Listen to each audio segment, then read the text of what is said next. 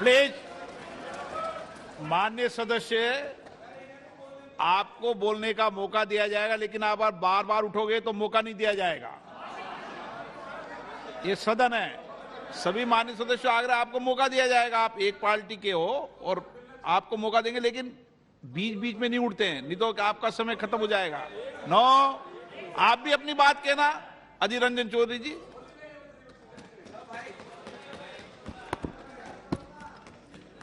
Sir, आपको विराजमान होते हुए हमें बड़ा प्रसन्न होते हैं।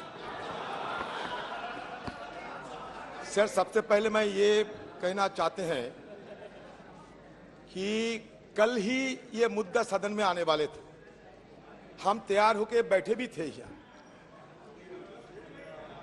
लिस्टेड भी हुई थी सर, लेकिन पता नहीं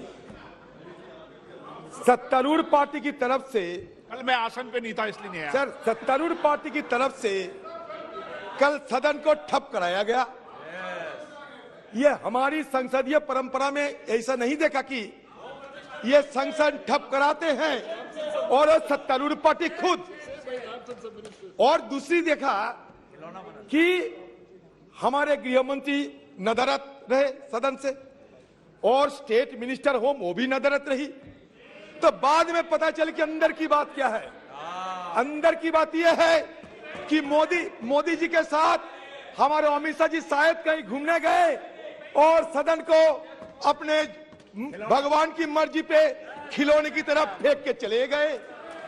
सर, आज जब सदन में आए, विषय पे बोले सर, विषय में क्या अमित शाह जी बोल रहे थे। सर, आज जब सदन में आए तो अच्छा लग रहे थे कि हमारे अमित शाह जी बार बार जवाहरलाल नेहरू जी को और कांग्रेस पार्टी को तारीफ कर रहे थे। मैंने सोचा क्या देख रहे हैं भाई, ये दिन है या रात है। मैं तो सोचा कि दौड़ के जाए और अमित शाह के मुंह में शक्कर शहद डाले, क्योंकि अमित शाह के मुंह से नेहरू जी की तारीफ, कांग्रेस की तारीफ बकाई, ये मेरे लिए बड़ा अच्छा लगे। लेकिन कुछ ही समय बाद ये पता चले कि पंडित जी नहीं अध्यक्ष जी, जिनको मैंने पंडित नेहरू जी ने तारीफ नहीं करी है, मैंने जो पंडित नेहरू जी ने कहा वो कोट अनकोट कहा है, उसको तारीफ मानना है तो मुझे कोई आपत्ति नहीं है। सर, एक ही बात कहना चाहते हैं कि मान्यवर, इधर उधर की बात ना कर, बता काफिला कैसे लूटा। मैं ये कहना चाहते हैं आपको जब जरूरत पड़ते हैं तब नेहरू जी को सहारा लेने पड़ते। आप अगर नेहरू जी को सहारा बराबर लेते रहते तो आज हिंदुस्तान में ये मणिपुर, हरियाणा हमें देखने को नहीं होते। ये आप मान के चलिए, ये दिल्ली है, दिल्ली, और ये दिल्ली हमारा दिल है। एक दिन मैंने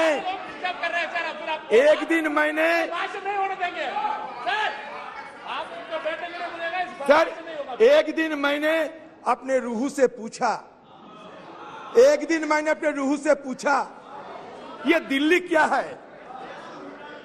जब जवाब में ये बताए गए मानो आसमान जिस्म है तो दिल्ली उसका जान है। तो ये दिल्ली के साथ बार बार क्यों छेड़खानी किए जा रहे हैं, ये मैं आप लोगों से पूछना चाहते हैं। आपने खुद अपने वक्तव्य में ये पेश किए कि 1911 में ये कलकत्ता से राजधानी उठ के दिल्ली आए। बिल्कुल सही बताया आपने। ये 1990 में बालाकृष्ण कमेटी की रिपोर्ट और recommendation I. 69th amendment 1991 was passed by Parliament, which inserted Articles 239AA and 239BB in the Constitution and provided for a legislative assembly in Delhi. In short, the 69th Amendment Act roughly restored the kind of governance system that was offered to Delhi in 1952, a union territory with a legislative assembly, council of ministers, and an elected chief minister with limited mandate. ये union territory बने 1956 में। देखिए, मेरा सिर्फ यही कहना है कि आप जो भी कहे, शंका हमारे इसलिए है कि हिंदुस्तान में से एक ही राज्य दिल्ली नहीं है। अगर दिल्ली में इस तरीके की छेड़खानी होते रहेंगे तो इसके चलते आप धीरे धीरे हिंदुस्तान की बाकी राज्यों में एक किस्म के ही हमला करते रहेंगे। अगर आपको यह लगे कि यहां घोटाला होते रहते, ये घोटाले के लिए क्या ये बिल लाना जरूरी था? आपके हाथ में ईडी है, सीबीआई है, कितने सारे फौजें हैं आपके हाथ में, कितने सारे शक्तियां हैं अपने जेब में, तब उसको इस्तेमाल क्यों नहीं करते? ये घोटाला की चलते, घोटाला की विरोध करने के लिए आपको क्या ये बिल लाना जरूरी था? मैं ये सवाल पूछना चाहते हैं। दूसरी सवाल ये है कि देखिए ये अध्यादेश की घोषणा लोकतांत्रिक और न्यायिक विचार विमर्श का दरकिनार करने का एक स्पष्ट प्रयास है।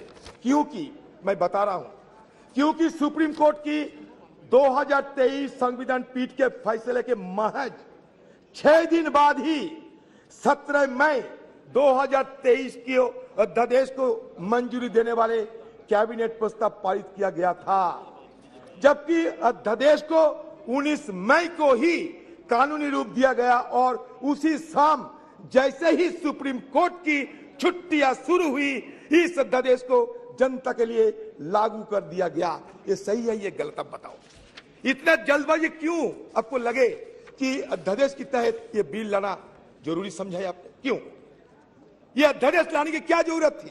आप तो सीधा बिल ला सकते। ये जरूरी क्या थी? ये इमरजेंसी क्या थी?